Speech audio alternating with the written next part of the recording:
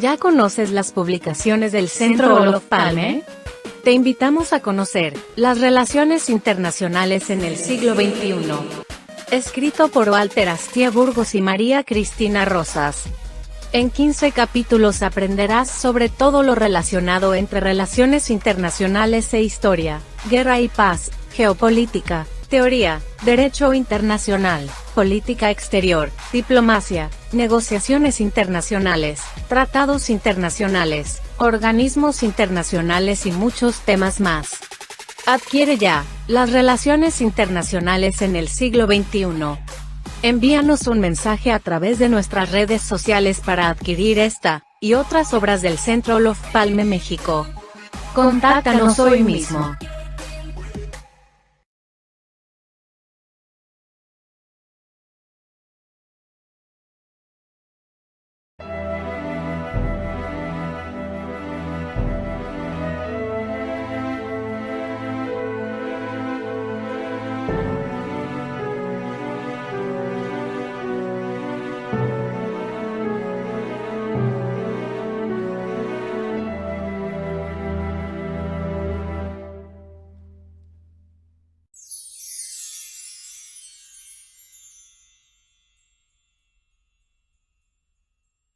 Bienvenidos a una emisión más de Una Tarde con, un programa especial del Centro Olof Palme México, en donde invitamos a especialistas connotados del mundo diplomático, político, cultural, empresarial, para analizar temas de interés para la comunidad.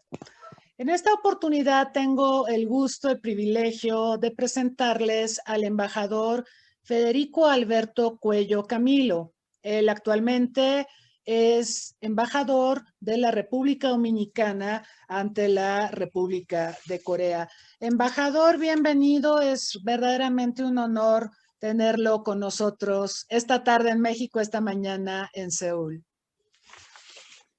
Muy buenos días desde aquí, muy buenas tardes por allá. El gusto y el privilegio son míos. Le agradezco muchísimo esta oportunidad de llegar a un público al cual jamás hubiera podido llegar si no es por su gentil invitación y sobre todo por el prestigio del Centro Olof Palme y de las obras que usted produce desde ahí. Son un verdadero referente para toda la región, así es que me siento muy honrado por esta oportunidad. Muchas gracias, embajador. Y quisiera aprovechar la oportunidad también para agradecer al embajador Luis González, que ha sido el contacto también entre el embajador Cuello Camilo y una servidora para hacer posible esta entrevista. Muchas gracias y un saludo fraternal a nuestro querido amigo Luis González. Voy a presentar algunos datos curriculares de nuestro invitado. Él desde 2012 es miembro de la carrera diplomática, tiene 31 años de experiencia de Estado, incluyendo 20 como embajador en distintas misiones en Ginebra, en Bruselas, en Nueva York, en Londres, en Doha y actualmente en Seúl. Tiene 4 años de experiencia como viceministro de Economía, 4 como economista del Banco Central y 2 como asesor económico del ministro de Economía. Yo quisiera también señalar algunos datos sobre su formación. Él es doctor en Economía Regional y del Desarrollo por la Universidad de Illinois. Este doctorado lo obtuvo en 1994. Cuenta también con una maestría en Teoría Económica y Econometría de la misma universidad. Tuvo una responsabilidad diplomática en Londres para fortalecer el comercio y la inversión británica en el Caribe. En Nueva York dirigió la misión dominicana ante Naciones Unidas, ingresó al Consejo Ejecutivo de ONU Mujeres y el ECOSOC. Y entre otras tareas también dirigió el Comité de Embajadores ACP y el Grupo de América Latina y el Caribe de la UNCTAD, de la Conferencia de las Naciones Unidas sobre Comercio y Desarrollo. También en la OMPI y en la UIT. Fue miembro alterno del Consejo de Administración de la OIT y luego miembro titular. y gracias a su gestión, para citar algunos de sus innumerables logros, se preservaron los incentivos fiscales a las zonas francas, se fortalecieron las reglas para el acceso a medicamentos y se estructuró el grupo ACP para maximizar su impacto en la Organización Mundial del Comercio. Quiero comentarles también, y esa es una de las motivaciones de las muchas que tenemos para realizar esta entrevista, que el embajador publicó recientemente un libro que se antoja casi obligatorio leer para todos los internacionalistas, pero también para funcionarios que tienen responsabilidades diplomáticas. El libro se llama Evolucionar o Sucumbir. Este libro versa sobre la diplomacia en los tiempos del coronavirus, un tema que sin duda pues reviste especial interés en la coyuntura actual.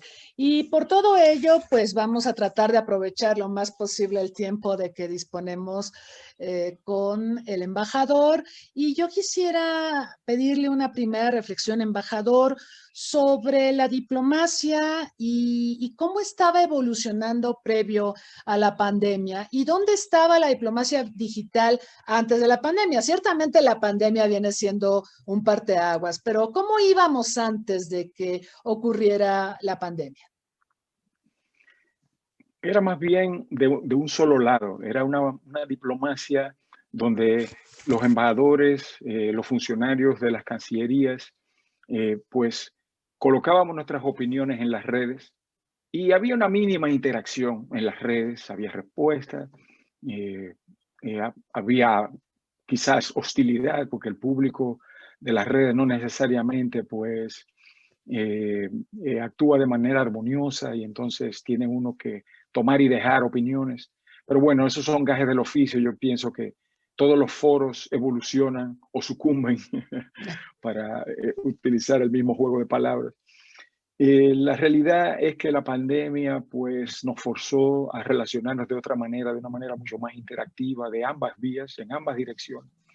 Y ahora el tiempo no le alcanza a uno porque entre una reunión por Zoom y otra se le va uno el día y tiene uno interacciones entre grupos regionales, tiene uno interacciones con sus superiores mucho más estrechas de las que había antes. Que antes uno se limitaba a mandar un oficio, ese oficio era recibido y con suerte recibía respuesta, ¿no? No es solo en mi cancillería que pasan estas cosas. Y ahora no, ahora para preparar una reunión en Costa Rica que va a tener lugar mañana, mi equipo que va a salir para allá ya se comunicó conmigo y de todos los oficios que yo había mandado, pasamos revista de todas mis recomendaciones y ellos actuaron en la elaboración de las agendas comentadas que se requieren para que nuestras autoridades las utilicen. O sea, es una relación mucho más dinámica. Qué pena que que fue necesaria una pandemia como la que todavía estamos viviendo para que hiciéramos uso de estos instrumentos que ya estaban disponibles y que pues la pandemia aceleró su utilización y yo creo que hemos dado un salto de 10 años en cosa de 10 meses. Embajador, me gustaría su reflexión respecto a lo que observamos en términos diplomáticos en el mundo el año pasado. Recordamos, por ejemplo, que la 75ª Asamblea General de Naciones Unidas, entre muchos otros eventos que estaban programados para celebrarse, se desarrolló de manera virtual. Como usted bien lo señala, hubo otras cumbres, por ejemplo, la del G20, la que presidió Arabia Saudita, y otros encuentros relacionados con el G20 a nivel de carteras específicas. O, por ejemplo, el caso de México. México en abril, usted lo sabe, impulsó una resolución en la Asamblea General para fortalecer la cooperación internacional en los tiempos de la pandemia y evitar que, por ejemplo, algunos países se apropiaran o restringieran el flujo de insumos médicos ante la crisis sanitaria. Esta resolución se negoció prácticamente de manera virtual porque Nueva York en abril del año pasado estaba literalmente diezmado por la pandemia, como sabemos, y varios embajadores, incluido el embajador mexicano, estaban contagiados por la enfermedad. La reflexión y la pregunta que quisiera formularle, embajador, es ¿qué pasa cuando en diplomacia, ahora con la virtualidad que la caracteriza y que ha sido obligada por las circunstancias, hay temas sensibles que resulta muy difícil trabajar en la virtualidad? Porque como sabemos, la diplomacia cara a cara, frente a frente, nos permite tocar temas sensibles, temas que requieren cierta discreción por la delicadeza de lo que se está tratando, ¿no? O lo delicado de lo que se está tratando. Pero en la virtualidad, por ejemplo, no podemos saber bien a bien si usted y yo estamos negociando, ¿quién más está escuchando la negociación? Y esto a mí me parece que puede ser complicado cuando se abordan temas sensibles, pero me gustaría conocer la opinión de usted como diplomático de un país hermano, de un país latinoamericano como República Dominicana, y abusando también de los conocimientos y la enorme experiencia que usted tiene en organismos multilaterales. Pues desafortunadamente, esta fase de la diplomacia me ha tocado sentado en una posición bilateral. Entonces, no he tenido la oportunidad de ver cómo está funcionando el multilateralismo en estas circunstancias. República Dominicana presidía el Consejo de Seguridad en el mes de marzo, cuando se hizo la primera reunión virtual de la historia del Consejo de Seguridad. China pudo haberlo hecho, país que le tocaba presidir el mes inmediatamente anterior, y sin embargo prefirió no convocar ninguna reunión. Todo el mes de febrero no hubo reunión del Consejo de Seguridad. Llega a República Dominicana, su segundo turno en la presidencia de un periodo de 2 años que tuvimos como miembro no permanente, y realizamos una serie de reuniones. Esto le tocó a mi colega, al embajador José Singer, con apoyo de un equipo tremendo que tenía bajo su cargo, y todo salió bien. Hubo cuestiones técnicas al principio, pero la realidad es que funcionó. Y pudieron adoptar resoluciones y se pudieron negociar. ¿Cómo funcionó eso? Pues lamentablemente al no estar presente no le puedo describir en detalle. Pero lo que sí puedo decir es lo siguiente. Una cosa es tener una reunión internacional con participación virtual y otra cosa es una negociación. Y otra también muy distinta es esa interacción personal que, como usted decía, se requiere en diplomacia para enterarse de lo que está pasando, para tener la opinión personal, informal, de esa opinión oficiosa que nunca trasciende por escrito, pero que es absolutamente esencial para poner en contexto la información que uno transmite como diplomático. Eso nunca se va a poder virtualizar. Muy difícil. Esas son cosas de café, son cosas alrededor de una buena copa de vino. Y pues, ¿cómo uno virtualiza interacciones así? O sea, no, realmente para mí, eso yo creo que va a ser imposible. Es como en los colegios. O sea, la educación virtual, pues, aparentemente es la gran moda, pero ni siquiera los países desarrollados han virtualizado totalmente la educación. Y esa construcción de redes de amistad que se da en el colegio, entre los estudiantes, al conocer a sus compañeros, descubrir afinidades, cuestiones de personalidad, eso no se puede reemplazar por una relación virtual. La relación virtual quizás le da continuidad, pero después que se establecen relaciones personales primarias y la misma interacción con los profesores no es igual en persona que virtual. Entonces, la virtualidad llegó para quedarse, pero no creo que reemplace totalmente las relaciones humanas en ningún orden. Y esto, pues, requiere que acabemos de vacunarnos todos, que acabemos de superar esta situación injusta en la cual 10 países concentran 80% de las vacunas y el resto de nosotros, pues, pasando dificultades. República Dominicana, por ejemplo, compró totalmente la totalidad de la vacuna que necesitaba, ya la había comprado a finales de noviembre del año pasado. Y al día de hoy, de ese pedido que se hizo ya desde esa época, apenas ha llegado un 5% a la República Dominicana por problemas de suministro de AstraZeneca. Me imagino que por problemas de suministro de Pfizer también, porque hubo una partida considerable pero minoritaria que se le compró a Pfizer.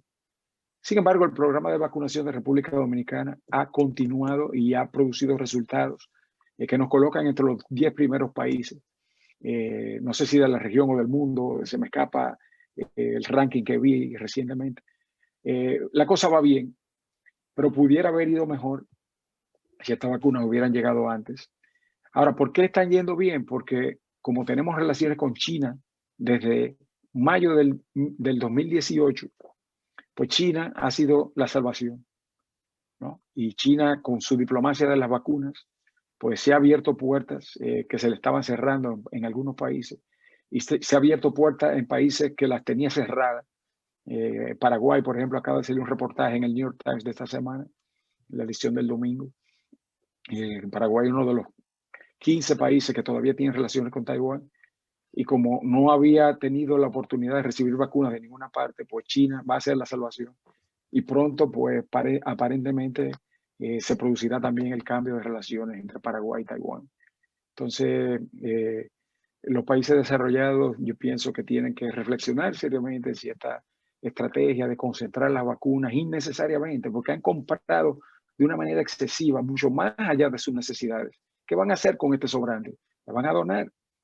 ¿La van a devolver al mercado para que se vendan a un precio quizás más asequible? O sea, hay muchas opciones, pero tiene que actuar porque hasta que todos no estemos vacunados, nadie va a estar a salvo. El contagio solo se detiene cuando hay lo que se llama el efecto manada, ¿no? Que se logra una inmunidad suficiente para ya contener el contagio e impedir su difusión. Y eso no se va a lograr hasta que se vacune la vasta mayoría del mundo.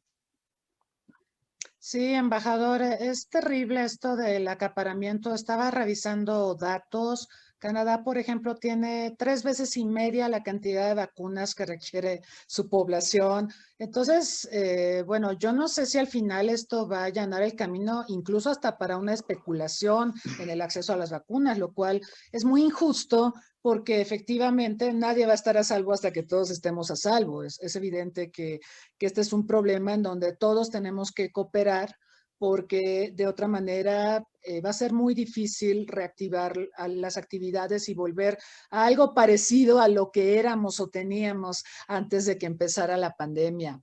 Embajador, ¿qué impresión le merece el trabajo que ha hecho Corea del Sur alrededor de la pandemia? Nosotros recordamos que Corea del Sur, curiosamente, fue fuera de Medio Oriente el país más afectado por un tipo muy letal de coronavirus, el MERS que se originó en Arabia Saudita en 2012 y que en 2015 llegó a Corea del Sur de la mano de un empresario surcoreano que hizo negocios en Medio Oriente, se contagió, pero luego cuando vuelve enfermo a Seúl y va al hospital, contagia a mucha gente y en realidad pues hubo un mal manejo de protocolos, ¿no?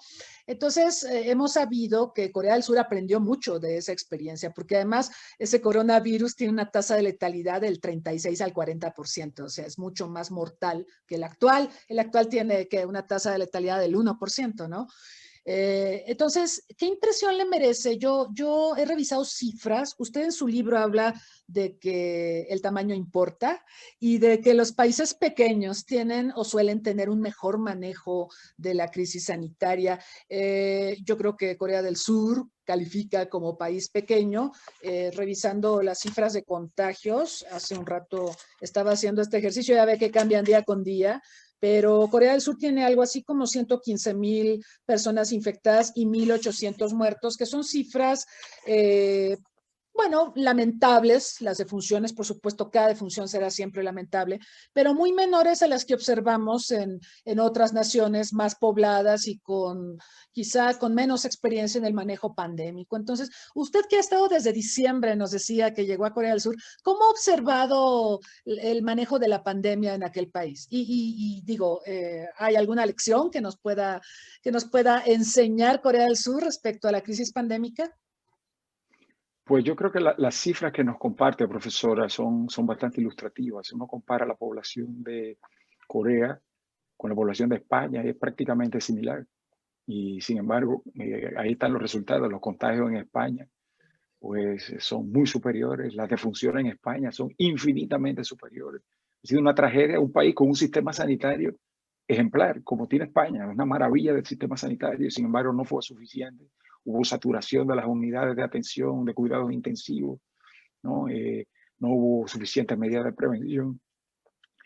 Ese contacto primario al cual nos referíamos en su pregunta anterior, pues es demasiado cercano en el caso de los españoles, que le encanta estar metido en un bar tomándose una copa antes de irse a comer y todo el mundo ahí rozando codos, hombro con hombro, así pues no se contiene un contagio y nadie usando mascarillas.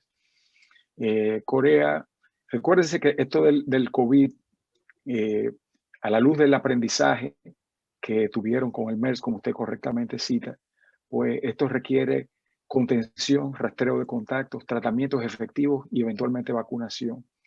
En cuanto a la contención, Corea desde el principio fue muy estricto. El rastreo de contacto es increíblemente riguroso. Aquí nadie puede andar en la calle sin una aplicación de rastreo de contacto en el móvil activa. Cuando uno llega de fuera tiene que durar 14 días de cuarentena y si uno por tener una visa diplomática no guarda cuarentena, recibe una llamada diaria. ¿Usted cómo se siente? ¿Tiene contagio? No, pero tiene el rastreo de contacto activo en el móvil, entonces donde quiera que uno se mueve, ellos saben dónde uno está. Realmente es una cosa muy rigurosa.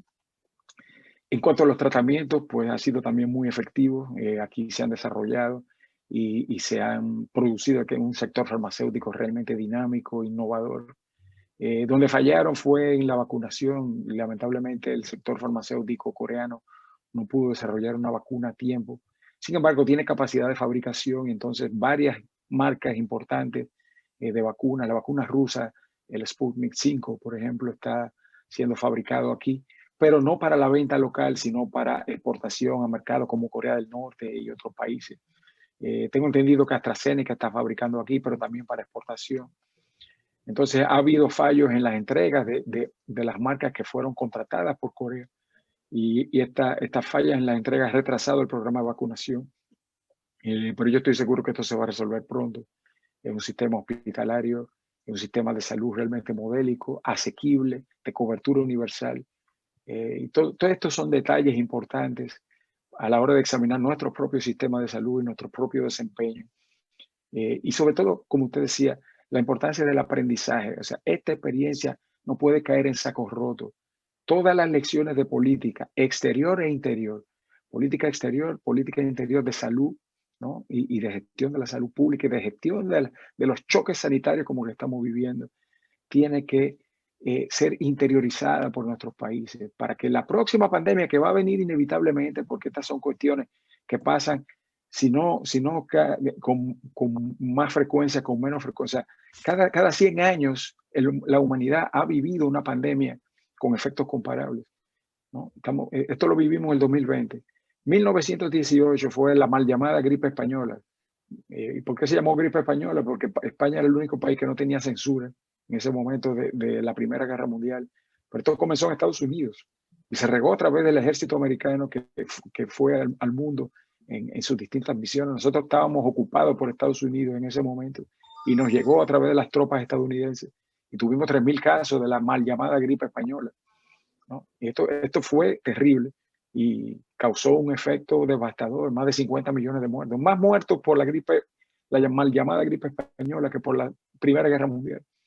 Y 100 años antes hubo otra pandemia en el siglo XIX y así sucesivamente. Entonces, estas lecciones no pueden caer en saco roto, las tenemos que interiorizar para que, como hizo Corea con el MERS, que fue una experiencia amarga, pero y de mayor letalidad, pero quizás de menor contagio, pues la próxima pandemia no nos agarre desprevenidos con un sector, en el caso dominicano, con un sector salud desintegrado, con hospitales públicos, con insuficientes unidades de atención, con protocolos, yo no sé si obsoletos o inexistentes o ambas cosas a la vez, pero con todos los elementos del sector salud disponibles. Tenemos fabricación de dispositivos médicos, tenemos fabricación de medicina, tenemos suficientes hospitales y camas públicas y privadas, tenemos suficientes doctores, quizás no suficientes enfermeras, tenemos el financiamiento asegurado para el funcionamiento del sector, financiamiento de la seguridad universal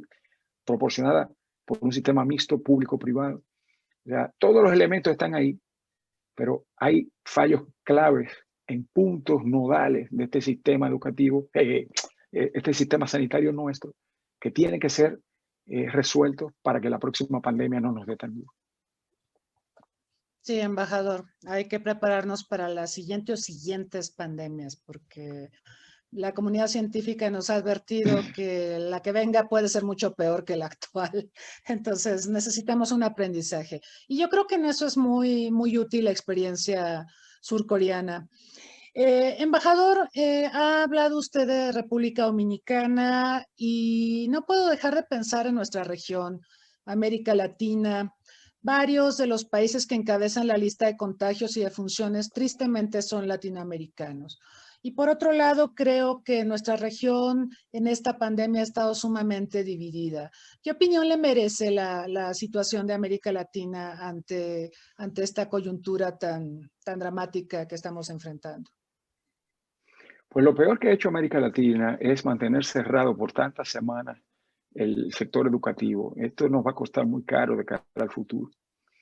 Tenemos el récord mundial de semanas con el sector educativo cerrado, pretendiendo alcanzar en breve plazo la quimera de la educación a distancia de alcance universal. Eso ningún país lo va a lograr y ningún país desarrollado ha intentado hacerlo.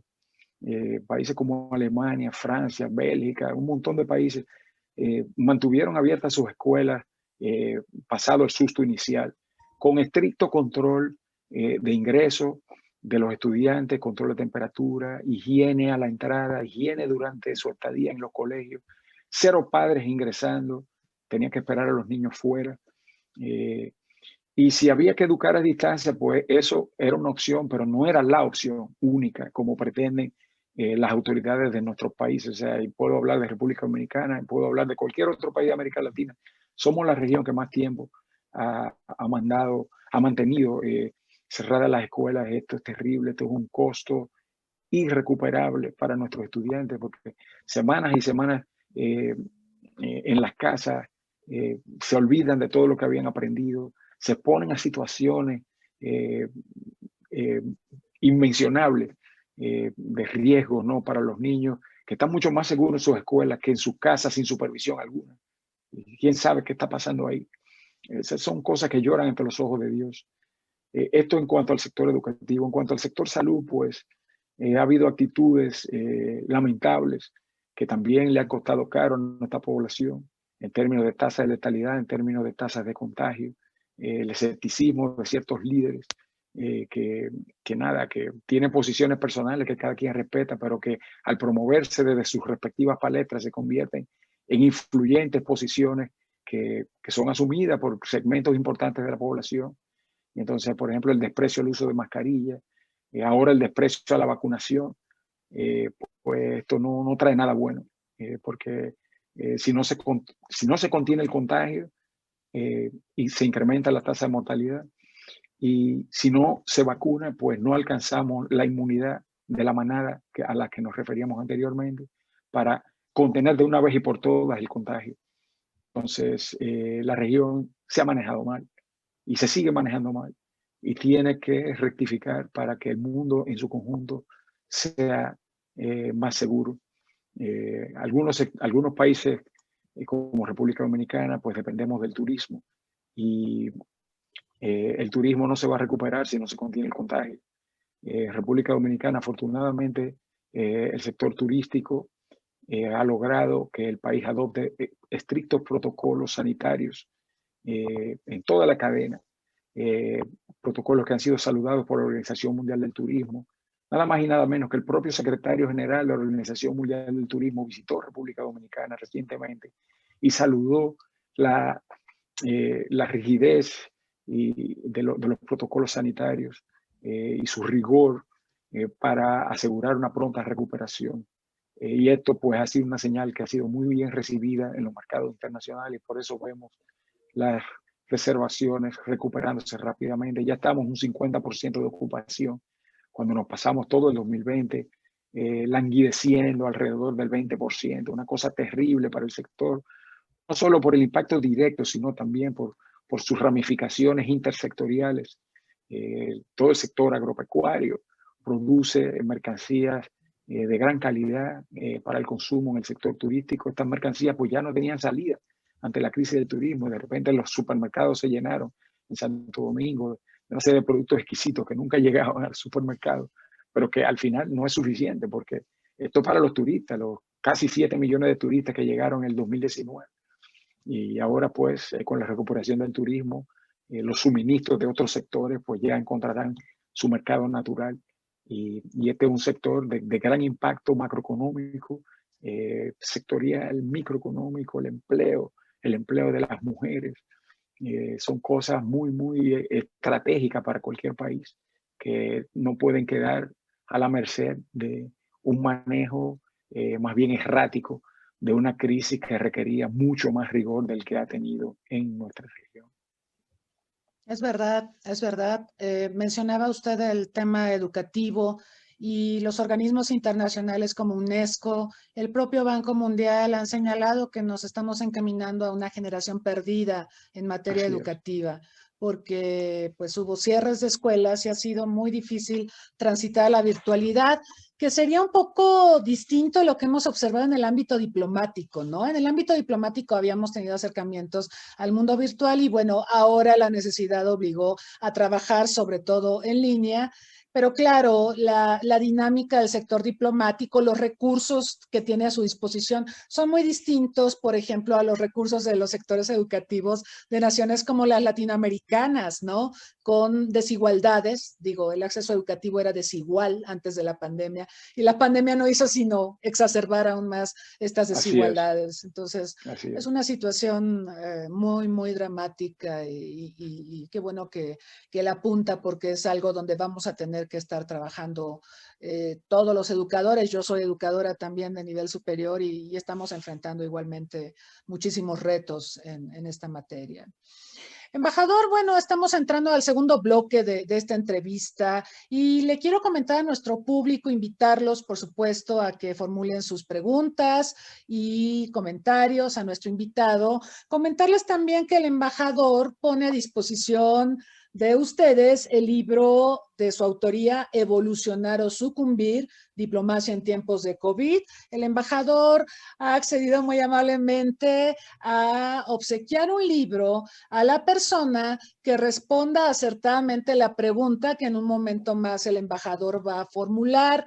Les pedimos, por favor, manden sus respuestas. La primera que sea correcta es la ganadora de esta obra. Que manden sus respuestas a Centro Olof Palme, a ver si me recuerdan por favor la dirección de correo.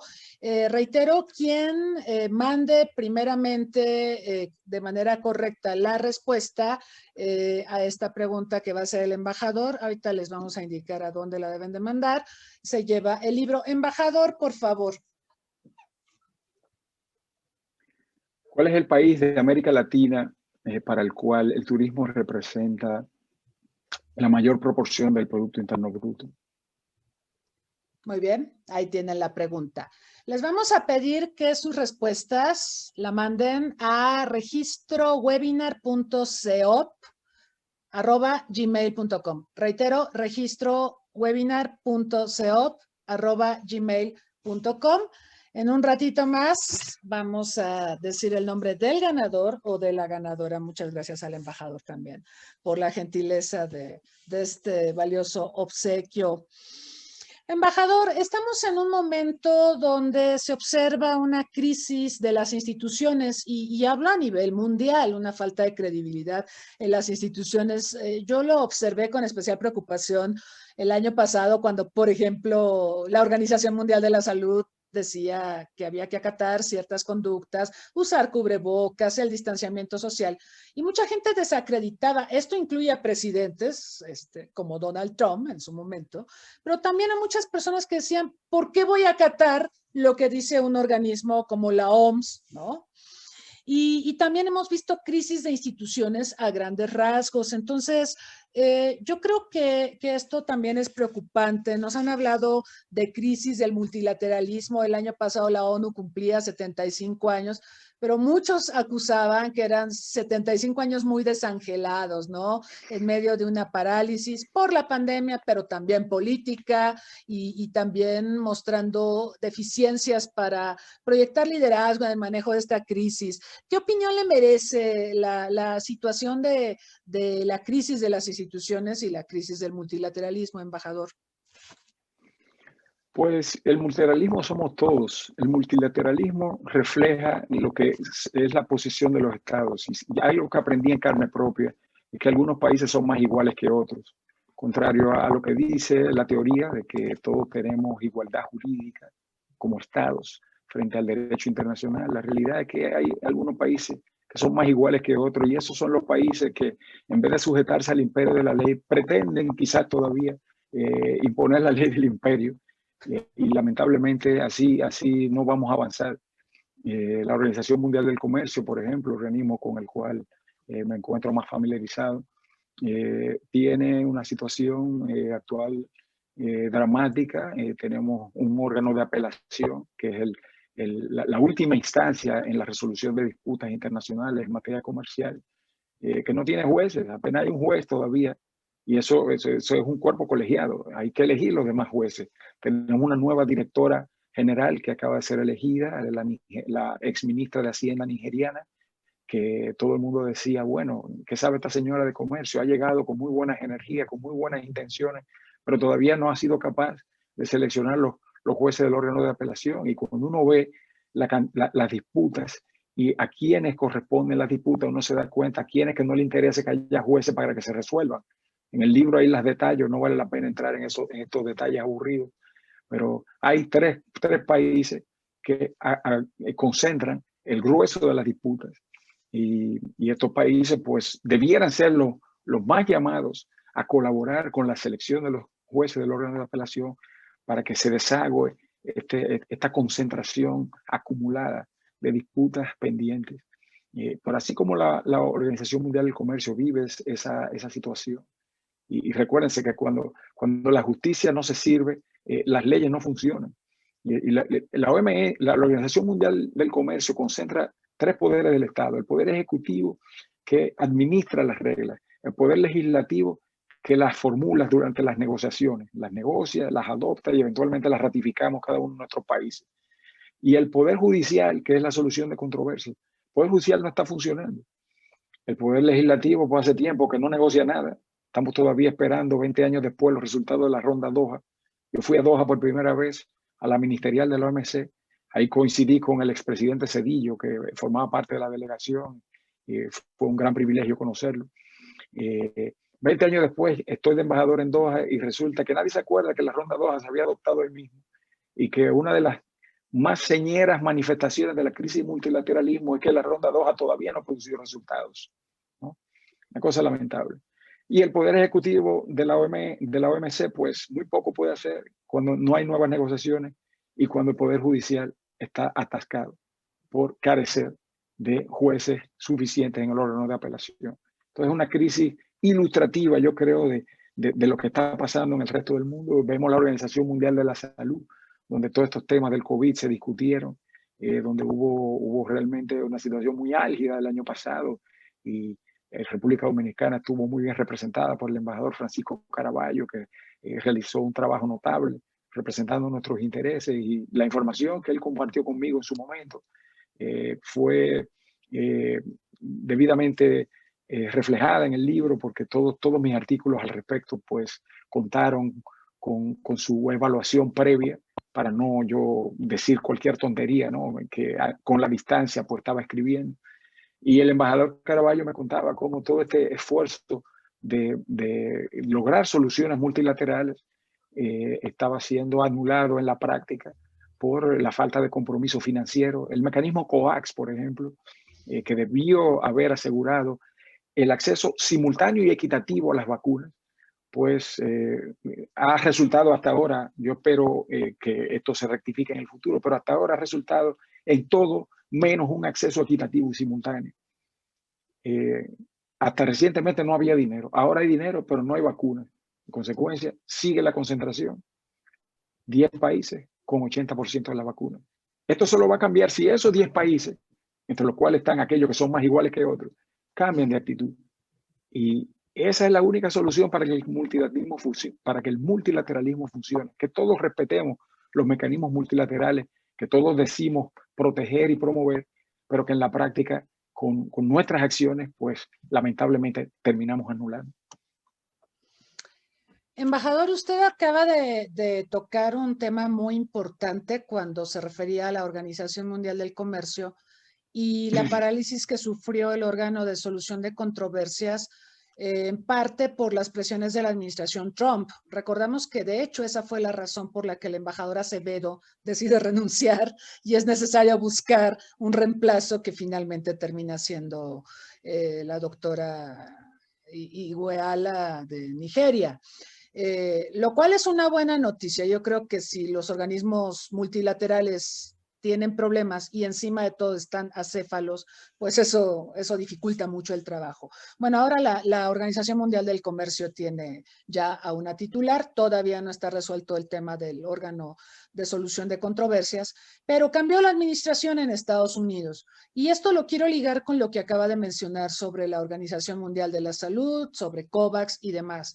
Yo creo que parte del caos que estamos viviendo actualmente tiene que ver mucho también con una gestión caótica del gobierno de Donald Trump, porque nosotros recordamos, yo creo que se preocupó más Donald Trump por buscar culpables que por buscar soluciones, e incluso despotricó contra la Organización Mundial de la Salud e incluso hasta llegó a sugerir una suerte de complicidad entre la OMS y China, o sea, situaciones muy absurdas, sin dejar de lado que él actuó también en términos muy imprudentes en el manejo de la epidemia dentro de Estados Unidos, ¿no?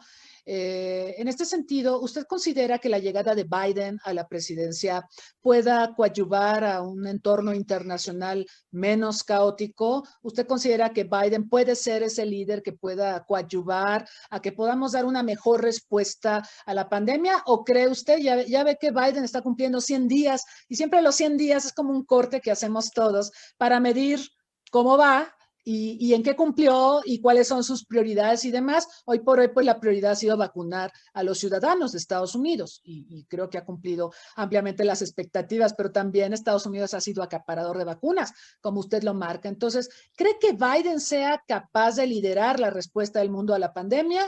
¿O seguiremos entrampados en esta suerte de nacionalismo médico, no sé cómo llamarlo, nacionalismo de vacunas o egoísmo ante las vacunas? ¿Cómo ve usted el papel de Estados Unidos con este cambio de presidencia?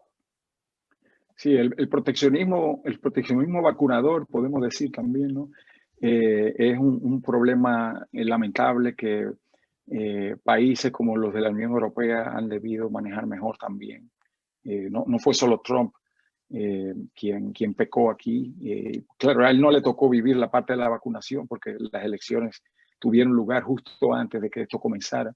Y hay que darle un mínimo de crédito al presidente Trump porque él fue el propulsor de este programa a la velocidad del rayo, el programa Warp Speed, ¿no? Para desarrollar la vacuna y al haberle metido tantos cientos de millones de fondos públicos al desarrollo de las vacunas, pues la humanidad hoy hay que reconocer que eso lo hizo bien. La humanidad de repente tiene vacunas en menos de 8 meses.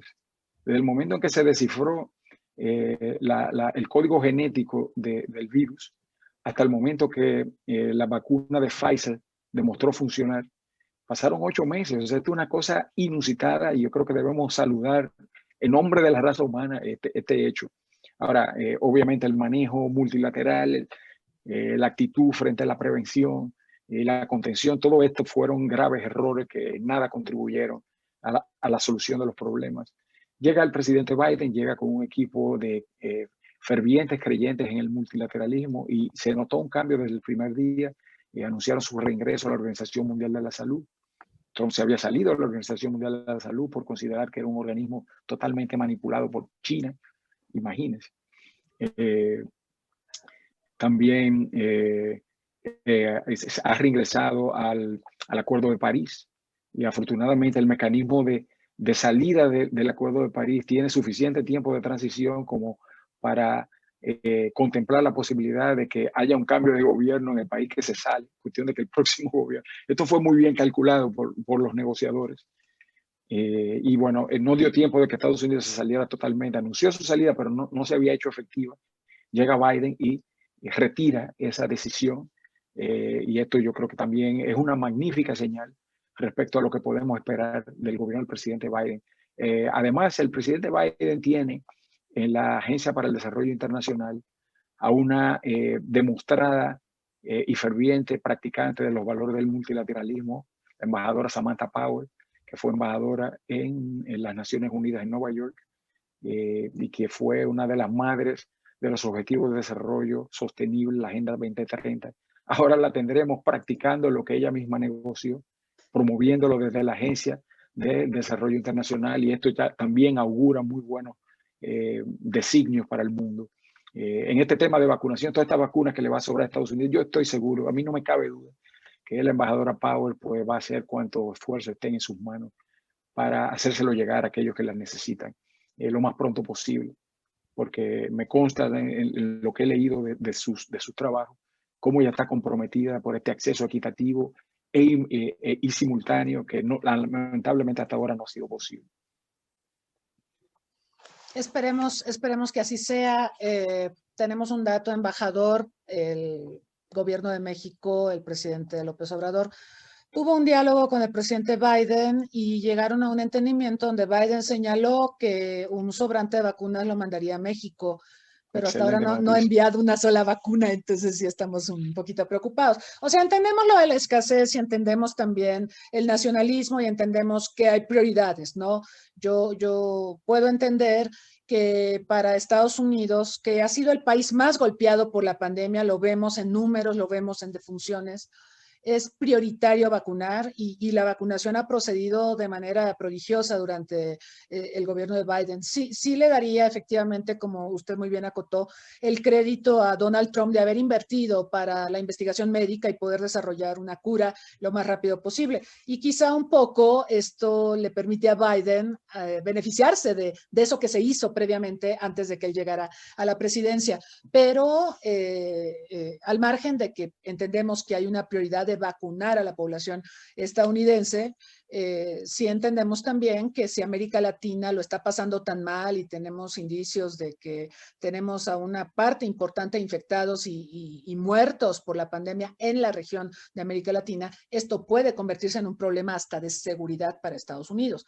Entonces, ojalá se cumplan las expectativas. Y efectivamente Samantha Power es una persona que predicó mucho a favor de la cooperación y esperemos que ahora pues la pueda llevar a la práctica. Esperemos que así sea. Embajador, en su libro usted habla de una república resiliente, de la importancia de la resiliencia. Usted dice que la resiliencia es la capacidad de un sistema, sea una persona, una empresa, una ciudad, un municipio o incluso un país, para resistir, adaptarse y recuperarse a los choques y tensiones que confronta. Hay que ser resilientes, dice usted, a los choques de tipo sociopolítico, como los disturbios en barrios marginales o zonas rurales desfavorecidas. Y usted empieza a desglosar una serie de problemáticas ante las que es muy importante ser adaptativos, pero también ciertamente aprender de las experiencias que hemos tenido. ¿Cómo piensa usted que la pandemia nos puede llevar a ser resilientes? Pues esa yo creo que es la clave. O sea, ser resilientes es lo que tenemos que aspirar a ser. Es un objetivo, si se quiere, transversal de los principales acuerdos alcanzados en el año 2015. Vale la pena pasar revista cuáles fueron estos. El año 2015 fue sumamente productivo para la comunidad internacional. Adoptamos la Agenda 2030 de Objetivos de Desarrollo Sostenible. Adoptamos el acuerdo en Addis Abeba, en Etiopía, sobre financiamiento del desarrollo. Adoptamos además el Convenio de París sobre cambio climático. Adoptamos el marco de Sendai para la gestión de desastres en Japón. Y en todo esto uno encuentra la palabra resiliencia repitiéndose párrafo tras párrafo tras párrafo. En la de Addis Abeba yo encontré 37 referencias al término de referencia, al término resiliencia. También en la Agenda 2030 se repite en varios órdenes clave. Este es un objetivo absolutamente fundamental que se tiene que convertir en un principio transversal de las políticas públicas. No vale la pena construir escuelas en el lecho de un río seco cuando de repente vendrá una inundación y se llevará en cuenta la escuela, ¿no? Porque bueno, el río seco ya está seco, no. El día que llueva, ese río seco va a dejar de estar seco y el caudal pues arrasará con todo lo que esté por el medio. Entonces, si viene un huracán y nos destruye un puente, no vamos a construir el puente en el mismo sitio para que el próximo huracán vuelva y se lo lleve de encuentro. Si ahora nos tocó una pandemia y sabemos cuáles han sido los puntos débiles de la gestión de la pandemia, pues no vamos a dejar las cosas tal y cual están. Ya sabemos que hay que tener unidades de atención, de cuidados intensivos suficientes para que no se nos saturen en un momento de un contagio excesivo, ¿no? Dicho sea de paso, países como Alemania tuvieron una gestión inicial de la crisis muy efectiva porque no les había dado tiempo de reducir la cantidad de unidades de cuidados intensivos que estaba programada a reducirse. O sea, esto era algo que ya tenían en agenda. Y llega la pandemia y afortunadamente todavía no habían reducido estas unidades porque recursos que uno tiene disponibles son recursos que cuesta mantener disponibles. Entonces, los alemanes son muy rigurosos en los temas presupuestarios y entonces decían, bueno, esto es redundante, ¿no? Hay que ser eficiente, hay una tensión entre eficiencia y redundancia que para ser resilientes tenemos que resolver. La redundancia nos resulta útil cuando hay que ser resilientes porque tenemos recursos en exceso que podemos utilizar en caso de necesidad. Si somos eficientes y solo tenemos los recursos necesarios para el día a día, como por ejemplo la producción justo a tiempo, ¿no? De medicina, de productos médicos, de automóviles, de semiconductores, hay toda una serie de órdenes donde la producción justo a tiempo se rige por criterios de eficiencia y que en un momento de pandemia, de repente el mundo se dio cuenta de que tenía que tener un manejo de inventario quizá un poco más flexible y ahora todo el mundo en el sector salud, en el sector de electrónica, el sector automotriz, el sector médico, todo el mundo se está dando cuenta de que hay que cambiar un poco el paradigma de la eficiencia y acomodar un poco de redundancia para asegurarse suministros adecuados, una capacidad de respuesta que hagan a los sistemas afectados resilientes frente a los choques. Choques de tipo sociopolítico, choques de tipos naturales. Esto es un choque natural. Esto fue un desastre natural, una pandemia originada por el contacto del hombre con el mundo salvaje, al cual quizás debiéramos respetar un poco más en vez de estarnos los comiendo en estos mercados de animales salvajes que hay en China. Es en China, ¿no? Que tienen esta costumbre de comerse todo lo que le dé el sol por la espalda y se mueva. Ese es el criterio de ellos, ¿no? Entonces se comieron, creo que eran unos murciélagos salvajes y de ahí se transmitió el virus al ser humano y esto ha provocado un choque sanitario al mundo entero, del cual todavía nos estamos recuperando. Pero hay choques también de tipo económico. México ha dado lecciones al mundo de cómo recuperarse de choques de tipo económico. Las crisis del año 2000 fueron muy bien manejadas por el gobierno mexicano y recuperaron su senda de crecimiento muy rápido. Pero son choques externos para los cuales las economías tienen que tener el instrumental y sobre todo la calidad de gobierno, la gobernabilidad para poder responder a tiempo. Entonces, esa gobernabilidad es un requisito sine qua non de la resiliencia, sea en las empresas, pero sobre todo en los gobiernos, a todo nivel. Porque mientras menor es el nivel del manejo de la crisis, más efectiva va a ser la respuesta, sobre todo en los temas sanitarios, para contener el contagio lo más rápidamente posible antes de que se riegue por el resto del país. Sí, embajador. Me hizo pensar también en algo que ha sido identificado como filosófico en el caso de países como Corea del Sur, como Japón y en general los países del sureste asiático. Esta idea de que en los tiempos buenos hay que prepararnos para los tiempos malos. Es como lo que explica, por ejemplo, la tasa de ahorro interno tan alta que tiene Japón o que tiene China o Taiwán o la propia Corea del Sur, porque estos países vivieron momentos devastadores durante, por ejemplo, la Guerra Mundial.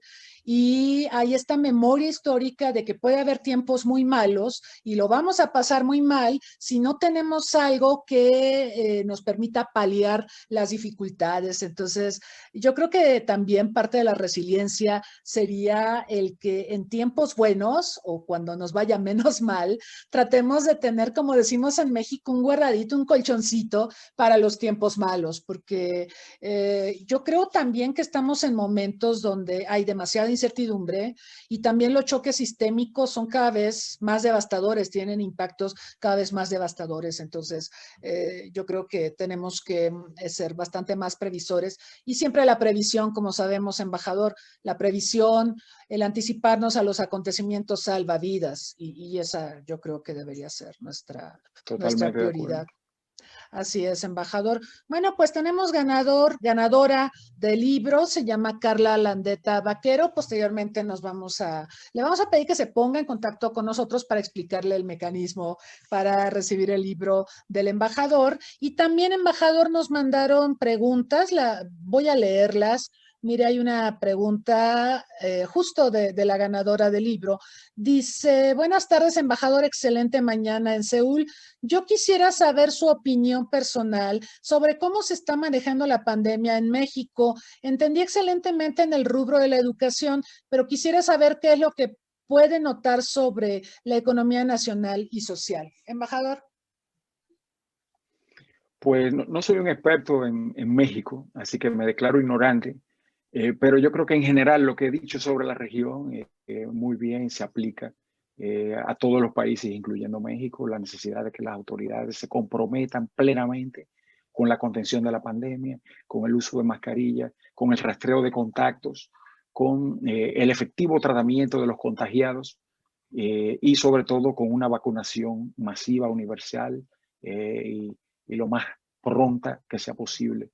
Esta es la respuesta que todos los países debemos dar y si no la estamos dando, pues nos toca a nosotros manifestarnos y movernos y movilizar nuestras influencias con la clase política para que todos hagan lo que les corresponde.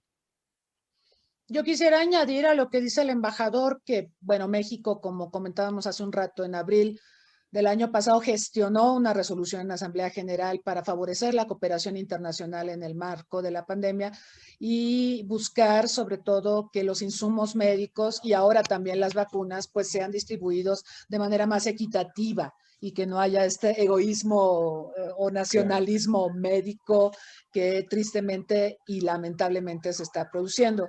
Y también recordar que México y Argentina han hecho gestiones a través también de fundaciones filantrópicas, el caso de la Fundación Carlos Slim, precisamente para gestionar lo que tiene que ver con la vacuna de AstraZeneca y garantizar un acceso más equitativo de esta vacuna a los países de la región. Por supuesto, no es suficiente, sentimos que no es suficiente, o sea, el desafío al que nos estamos enfrentando, embajador, yo no recuerdo que hayamos tenido algo igual en términos de vacunación, quizá lo más parecido sería aquella exitosísima campaña de vacunación contra la viruela de los años 60 y 70 del siglo pasado, pero hace rato de eso y en aquel tiempo las cosas eran muy distintas, embajador. En aquel tiempo las instituciones eran sólidas. En aquel tiempo Estados Unidos y la URSS asumieron el liderazgo para vacunar al mundo contra la viruela. Hubo liderazgo, hubo voluntad política.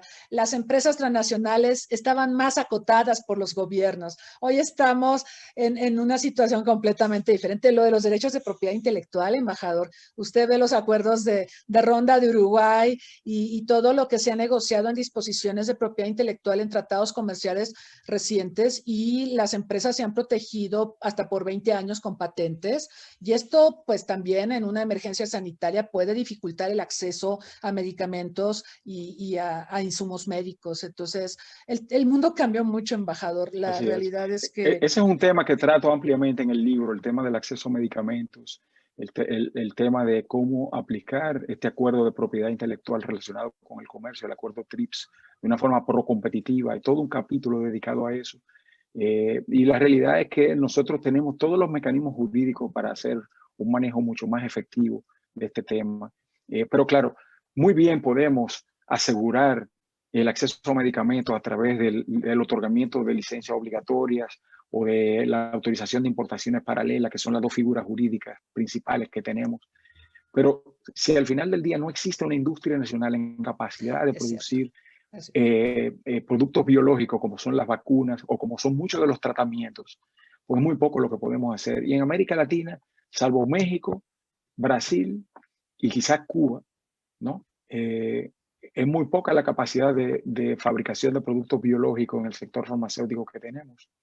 Argentina, Brasil, México, quizás Cuba, que próximamente va a tener una vacuna, según han anunciado, es algo que hay que saludar también. El resto de nosotros tenemos un sector farmacéutico que produce medicamentos químicos. Y eso está muy bien, pero no es suficiente.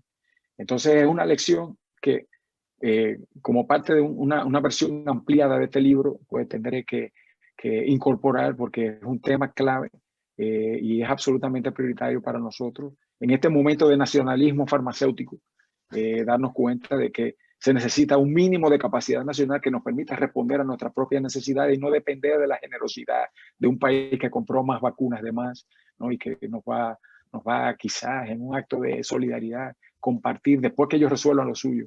Aquí está cada cual con el cuchillo en la boca resolviendo como puede, porque el multilateralismo lamentablemente demostró no funcionar y es lamentable porque creemos en el multilateralismo, queremos que funcione, pero esto requiere que todos actuemos de la misma manera, no solo algunos.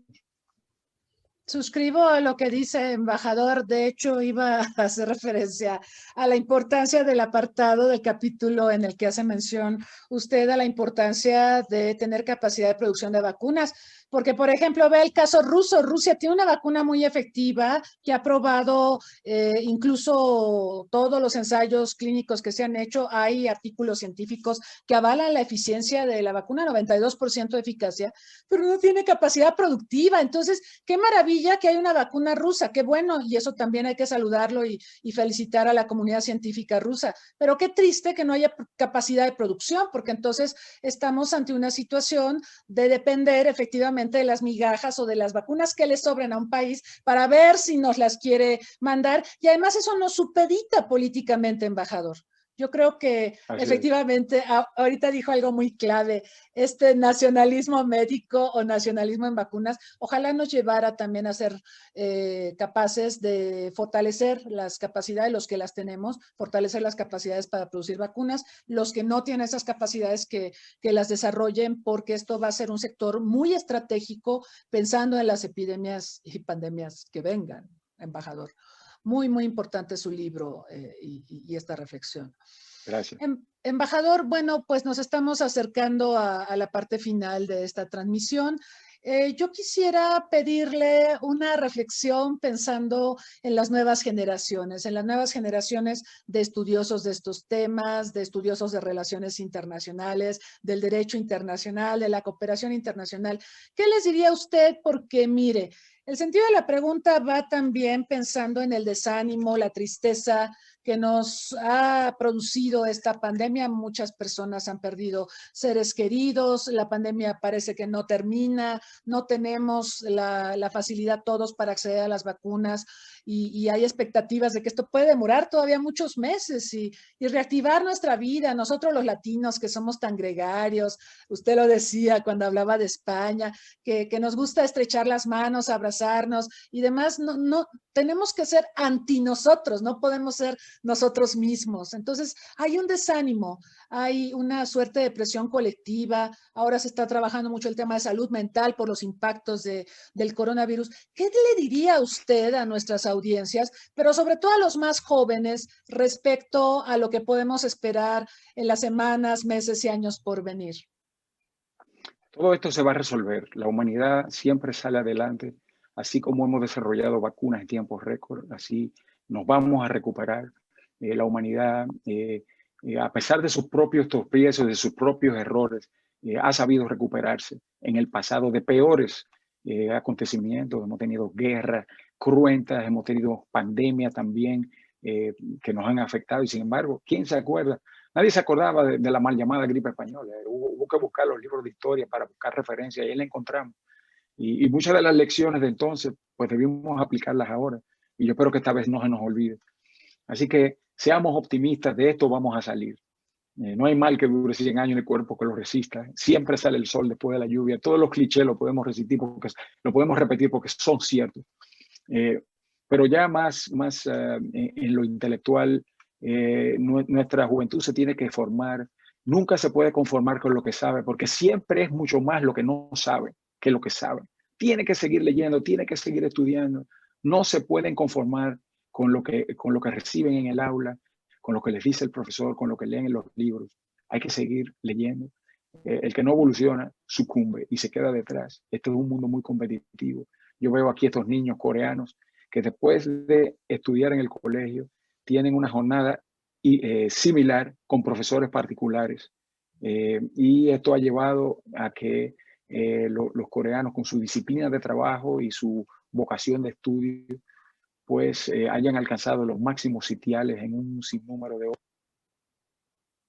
innovación, entre los 10 primeros en calidad educativa, número 6 el portador número 6 del mundo, un país que estaba destruido después de la guerra de Corea en la década del 50. Su ingreso per cápita era menor del de República Dominicana, ¿no? ¿Y dónde está República Dominicana hoy versus dónde está Corea hoy? O sea, es impresionante el avance. Y eso es porque los niños desde pequeñitos aprenden esa disciplina de estudio que no dejan jamás. Aquí está todo el mundo aprendiendo y mejorándose continuamente hasta el final de sus vidas. Después que se jubilan, están en las calles haciendo trabajos de jardinería, contribuyendo a la sociedad de una manera productiva. No tenemos envejecientes trancados en su casa, olvidados por su familia. Todos están integrados a la sociedad de alguna manera. Y esta economía, mientras nosotros estamos hablando de América Latina, de superar la crisis y de superar la pandemia, los propios coreanos, con todos los problemas que están teniendo con la vacunación, ya tienen en su próximo plan quinquenal, que ya están ejecutando desde este año, la descarbonización de la economía, la digitalización de la sociedad y el fortalecimiento de las redes de protección social. Esos son sus 3 grandes objetivos, con proyectos específicos debidamente cuantificados que van a ser ejecutados para lograr todos estos objetivos a partir de ahora y con ello cumplir con los objetivos de desarrollo sostenible que fueron formulados durante la gestión de un secretario general de la ONU que era coreano, el señor Ban Ki-moon, quien está aquí también, pudo haberse retirado confortablemente, no está trabajando hasta el último día como presidente del Consejo del Instituto para el Crecimiento Global Verde, the Global Green Growth Institute, GGGI. Lo visité el 27 de febrero de este año y está como un trinquete, como la misma energía de siempre, a pesar de su avanzada edad y de haberle dedicado tanto a su país y al mundo en las funciones públicas e internacionales que ha realizado. Entonces, tenemos mucho que aprender de los coreanos y una de ellas es esa sed de saber y de saber más y de hacer las cosas mejor cada vez. Ese es el espíritu que necesitamos en México, en República Dominicana, en toda América Latina, para no quedarnos atrás de los países asiáticos, que estaban peor que nosotros después de la Segunda Guerra Mundial y que nos han dejado comiendo polvo a todos, porque nos han dejado atrás en todos los órdenes que han avanzado de nivel de ingreso per cápita, innovación, exportación, etc. Así que ese es mi mensaje y espero que actuemos, porque yo creo que es mucho lo que tenemos que hacer. El tiempo apremia. El tiempo apremia, embajador, y tiene toda la razón. Nosotros en América Latina hemos dejado de hacer muchas cosas y países como Corea del Sur y otros más de la región del sureste asiático que hace 40 años estaban en condiciones de inferioridad en desarrollo económico, de ingreso per cápita y demás, pues ahora nos han rebasado, nos han superado y nos están poniendo a la muestra, entre otras razones, gracias a la educación. Es formidable lo que usted acaba de decir. La educación es clave, el mejor recurso de un país es su población y una población educada sin duda es un activo que va a ayudar a sortear las dificultades más complicadas a las que podamos hacer frente. Así que yo le agradezco mucho, embajador, ha sido exquisito conversar con usted, poder hablar de su obra, pero también de sus experiencias, de sus visiones sobre los problemas latinoamericanos e internacionales. Yo le agradezco que se haya dado el tiempo para compartir esta hora y un poquito más con nosotros y no sé si tenga algún mensaje final que desee decir. Pues solo me queda agradecerle, profesora, por esta generosísima invitación. Espero que no sea la última. Espero que cuente conmigo en un futuro. Será un verdadero placer regresar a conversar con usted sobre tantos temas de nuestro interés común. y que siempre serán de actualidad, porque estas cosas pues no se van a resolver ni hoy ni mañana y requieren una atención continua. Así que quedo a las órdenes. Les reitero mi agradecimiento. Muchas gracias, embajador. Por supuesto, quedaron muchas cosas en el tintero y yo estoy cierta de que tendremos oportunidad de volver a conversar. Hay mucho por decir, mucho por hacer, mucho que reflexionar. Muchísimas gracias a quienes nos acompañaron también aquí en Zoom y en Facebook Live. Los invitamos para que el jueves próximo nos acompañen en una emisión más del webinar COVID-19 y la gestión de crisis en un mundo complejo, donde analizaremos los impactos de la pandemia en el turismo.